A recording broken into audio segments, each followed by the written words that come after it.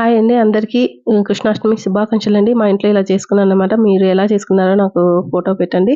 First అయితే నేను కృష్ణుడికి నైవేద్యంగా అటుకుల పాయసం చేశానండి. ఫస్ట్ అయితే గిన్నెలో పెట్టుకొని అందులో నెయ్యి వేసుకొని కిస్మిస్, జీడిపప్పు, కొబ్బెర వేసుకొని వేయించుకొని పక్కన పెట్టుకున్నానండి. అదే గిన్నెలో కొంచెం సాయి పెసరపప్పు, కొంచెం 2 కప్పుల ఓట్స్ అటుకులు వేసి వేయించుకొని పక్కన పెట్టుకున్నాను. అదే గిన్నెలో 2 కప్పుల అటుకులకి 4 కప్పుల పాలు తీసుకున్నాను. అందులో కొంచెం వాటర్ వేసుకొని బాయిలింగ్ పెట్టుకున్నానండి.